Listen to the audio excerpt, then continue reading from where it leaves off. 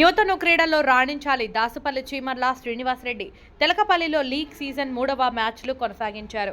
సంక్రాంతి పండుగ సందర్భంగా పట్టణంలోని తెలకపల్లి మండల కేంద్రంలో 8 జట్లు 5 రోజుల పాటు ప్రీమియర్ లీగ్ 3 క్రికెట్ పోటీలు నిర్వహించారు.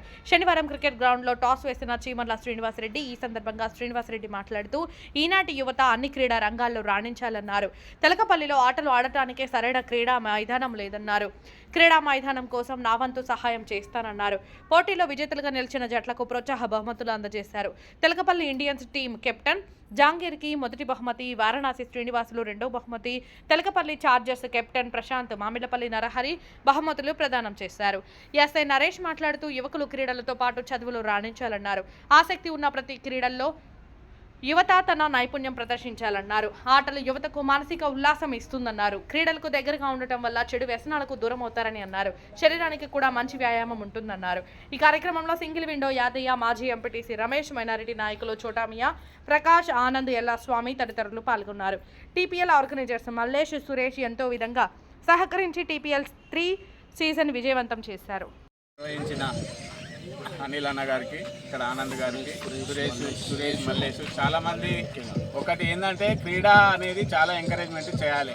ప్రతి ఆటలోనూ చైతన్యవంతం కావాలంటే పిల్లలు ఉత్తేజాన్ని ఇవ్వడానికి నేను ఇంట్రెస్ట్ ఇక్కడికి రావడం జరిగింది.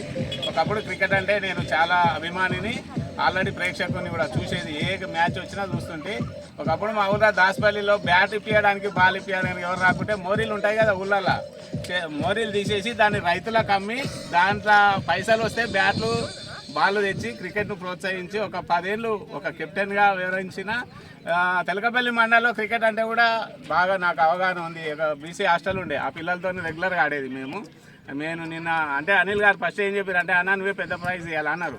అయితే నేను ఇక్కడ వచ్చి గ్రౌండ్ చూసిన. అయితే వాస్తవంగా ఏంటంటే మనకు గ్రౌండ్ మంచిగా ఉండాలంటే మ్యాట్ ఉండాలి, లేవల్ ఉండాలి.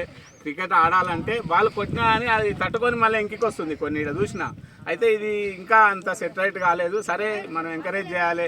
నెక్స్ట్ వరకు నా ఆలోచన ఏంటంటే ఏదైనా ఒకటి మనకు ఒక 5-6 ఎకరాల గ్రౌండ్ చూద్దాం. ఫస్ట్ చూసేసి అన్ని క్రీడలకు ఇంపార్టెంట్ ఇవ్వాలి. క్రీడ ఒక క్రికెటే కాదు, కబడ్డీ కానీ, ఖోఖో కానీ ఏదైనా ఒక ఫస్ట్ పర్మనెంట్ గ్రౌండ్ చేసుకుంటే దాన్ని లేవల్ చేసుకుందాం. రోలింగ్ పెట్టి దానికి కావాల్సే ₹1,00,000 రూపాయలైనా నేను డొనేట్ చేయడానికి రెడీ ఉన్నా. వచ్చే సంక్రాంతి వరకు మనం ఈ టీం అందరం కలిసి చేసే ప్రయత్నం అది.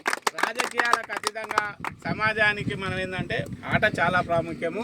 ఈ ఆట ఆడితేనే, ఎందుకంటే ఇన్ని రోజులు మన పిల్లలు ప్రతిపాదాల మారంపిట అని వాళ్ళు కొట్టుకుంటుంటివి, యాక్టివ్ ఉంటుంటివి. ఇప్పుడు ఆ ఫిట్నెస్లు పోయినాయి అందరికీ.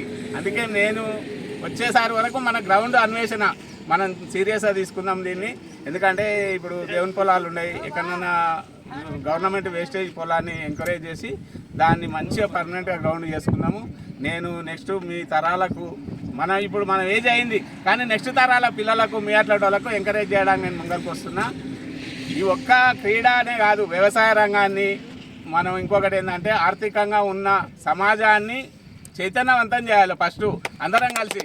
ఎందుకంటే ఉన్నోడే 100 బిల్డింగ్లు కట్టడం కాదు, ముందోడే 100 ఎకరాలు కాదు, అందరం కలిసి ఉండేటట్టు ఉండాలి. కులాలకు అతీతంగా, మతాలకు అతీతంగా ప్రేమానుభావాలతో పంచుకోవాలనేది నేను ఆలోచిస్తున్నా.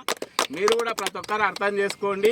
ఎందుకంటే సమాజానికి ఏదైనా ఒక సేవా రూపంలో స్వయం శక్తి సంపాదన కావాలి.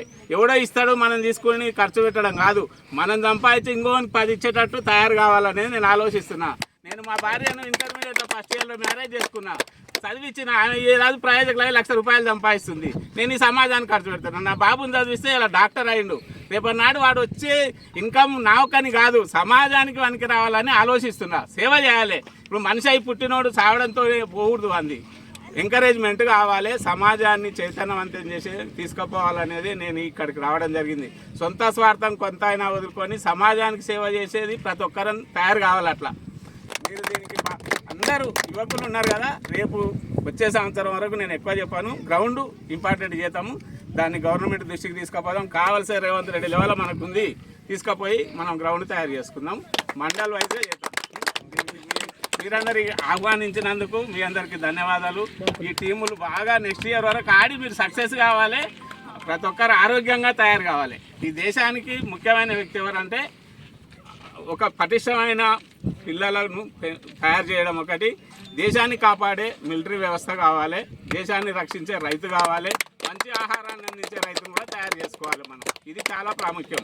ఎందుకంటే ఒక డాక్టరు, ఒక యాక్టరు అన్ని రంగాలలో అభివృద్ధి చేద్దాలంటే ఫస్ట్ మనం ఒక మంచి మనలో మంచి కలుషితం లేని మనసుతో పోతే ఏదైనా సాధ్యం అవుతుంది.